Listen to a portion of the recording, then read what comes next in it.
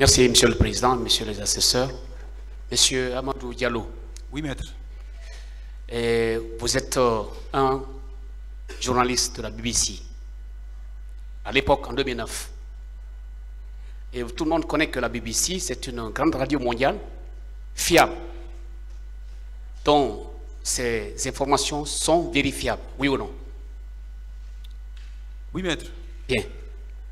Tout à l'heure, à la question de monsieur le procureur d'ici, et vous demandant sur la situation des hôpitaux, vous avez dit que ces hôpitaux étaient débordés et qu'il y avait manque de médicaments. Ma question est de savoir, est-ce que vous avez reçu cette information de sources vérifiables ou bien vous-même en personne, vous avez fait un reportage sur ça? Merci beaucoup, maître. Vous avez raison de dire que la BBC, c'est un média crédible. Oui, la BBC, c'est un média très, très crédible même. J'ajoute très crédible. Pendant 13 ans que j'ai couvert pour la BBC l'actualité politique guinéenne, assez violente, assez brûlante. La BBC n'a jamais été démentie. La BBC était au top de l'audimat ici. Quand une information était diffusée par la BBC, on disait c'est la BBC qui l'a dit, donc c'est vrai. Je n'ai jamais été démenti, moi-même. Puisqu'on vérifiait les informations. J'ai dit tout à l'heure que les hôpitaux étaient débordés et manquaient de médicaments. Je ne suis pas allé dans les hôpitaux. Parce que c'était le jour même du massacre. Et le jour du massacre, ce n'était pas ce qui préoccupait Amadou. C'était d'abord sauver, c'était se sauver d'abord, sa sécurité. Mais Amadou a parlé avec des médecins qui opèrent, qui travaillent à Donka, notamment, et à Niasdine. Vous savez, maître, les journalistes travaillent aussi avec des sources, hein, les sources d'information. Oui. Justement, c'est cela. Exactement. Voilà. Voilà, donc j'ai travaillé avec des sources d'information, des sources médicales qui disaient clairement qu'ils étaient débordés et qu'il manquait de médicaments. Bien. Est-ce que, au vu, n'est-ce pas, de l'opinion nationale ou internationale, est-ce que cette information dont vous avez relayé avait une source vérifiable? Parce que vous-même, vous étiez dans le collimateur de CDD à l'époque, comme vous l'avez dit tout à l'heure, que vous étiez recherché, vous étiez menacé à distance avec des téléphones clandestins et autres. Est-ce que vous avez fait un reportage avec des informations précises que les hôpitaux sont débordés, qu'il y a manque de médicaments, les hôpitaux? Maître, ce que je voulais vous faire comprendre, oui, c'est que les journalistes travaillent avec des sources d'information. Dans les sources d'information, vous avez les agences de presse. Vous avez des sources directes et indirectes. Je vais vous expliquer un peu. Dans les sources indirectes, vous avez les agences de presse. Vous avez l'AFP, vous avez Reuters, vous avez UPI, vous avez EPI. Ce sont de grandes agences qui emploient des milliers de personnes.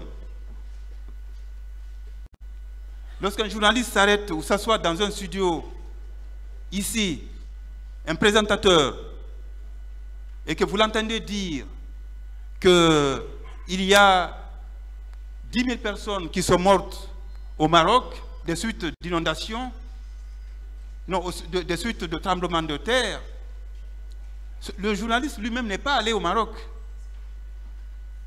Mais il a travaillé sur des informations traitées par d'autres journalistes qui sont au Maroc, par des agences de presse donc.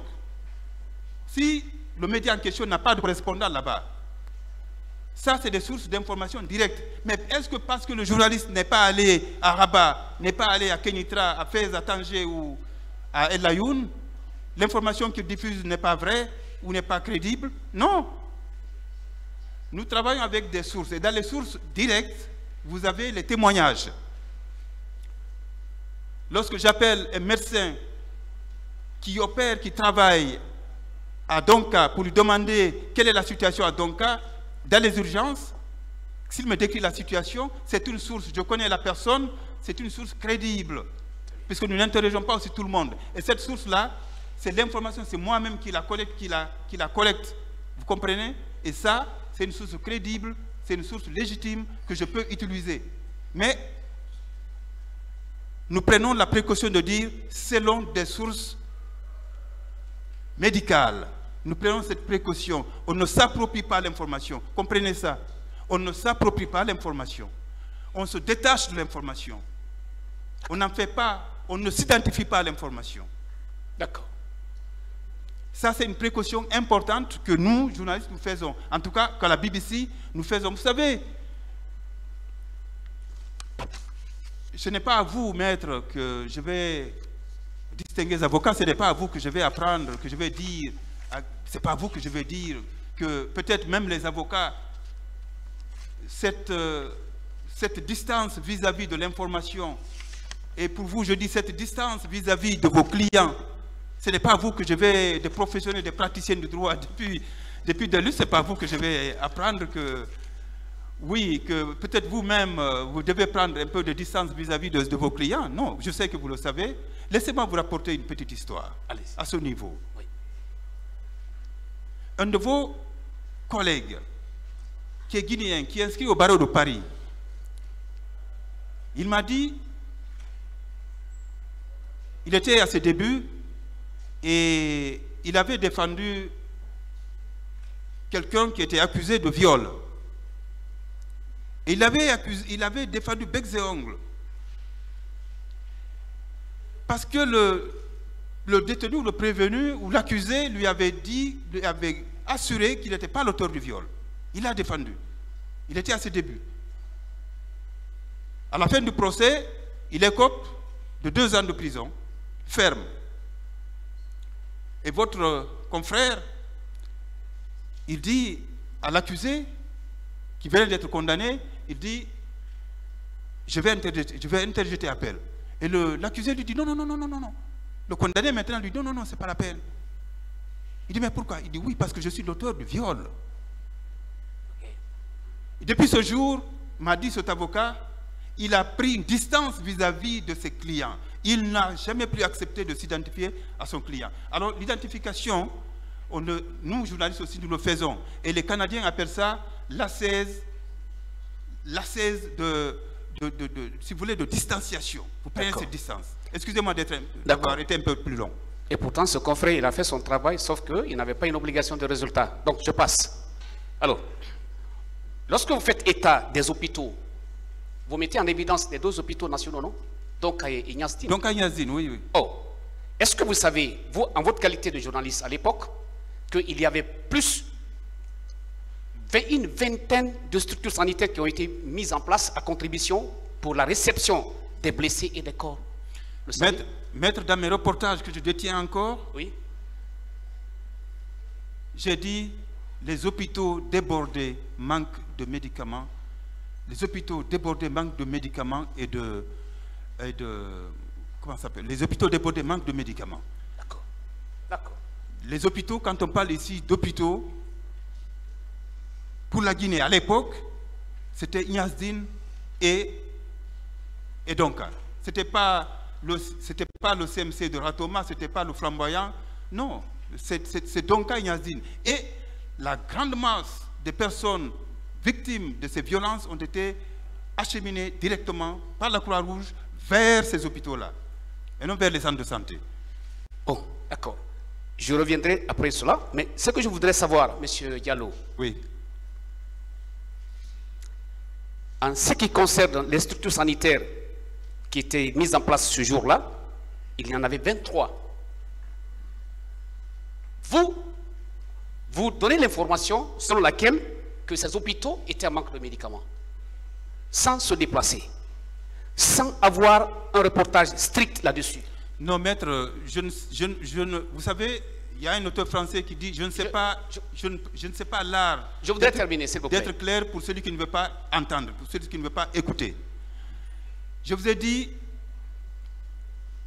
comment les journalistes travaillent, comment nous travaillons. Nous travaillons avec des sources.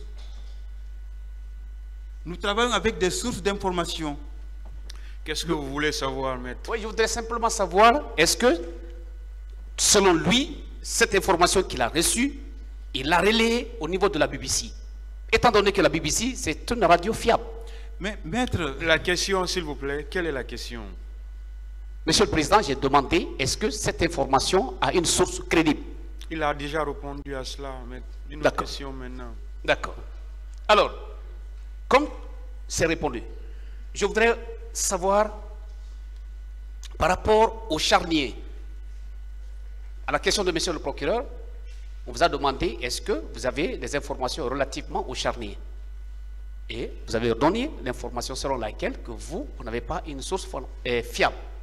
Et que, mais par contre, une personne vous aurait appelé pour vous dire que c'est derrière l'aéroport. Vous confirmez cela? Non, je n'ai pas dit une personne. Des personnes m'ont appelé, puisque j'étais déjà dans la clandestinité et que je ne travaillais plus. Mais ceux qui avaient l'habitude d'appeler Amadou pour dire qu'ils sont victimes de ceci et de cela, ils m'ont appelé. Ils ont continué d'appeler pour dire qu'ils n'ont pas vu leurs parents, qu'ils n'ont pas vu leur papa, qu'ils n'ont pas vu leur maman, ainsi de suite. En parlant des disparus, en parlant des charniers, c'est la même chose. Là aussi, j'ai reçu des appels de personnes qui disent avoir vu des camions militaires se diriger vers l'aéroport et que ces camions militaires transportaient des corps. Oui. Ça, je le confirme. Vous confirmez? Oui. D'accord. Et cette information, vous l'avez renvoyée à qui de droit au niveau de la BBC? Puisque votre objectif principal sur cet événement-là, c'était de donner des informations à la radio. Mais je vous ai dit, maître, à partir du mardi 29 septembre, je n'ai pas travaillé. Ah, d'accord. À partir du mardi 29 septembre, je n'ai pas travaillé. J'ai quitté ma maison précipitamment la nuit, tard la nuit, le mardi 29 septembre. Je n'ai plus travaillé jusqu'à ce que je quitte Conakry, la famille et moi. Et ça, c'était le 29 octobre, jour pour jour. Le massacre a eu lieu le 29 septembre. Et le 29 octobre, j'ai quitté avec la famille la Guinée. Pendant le mois-là, je n'ai pas travaillé. D'accord. Ma dernière question, vous étiez présent à la cérémonie de restitution des corps à la mosquée Faisal? Non, je n'étais pas présent. Merci, Monsieur le Président. Merci, Monsieur Amadou. Merci, maître. Merci beaucoup.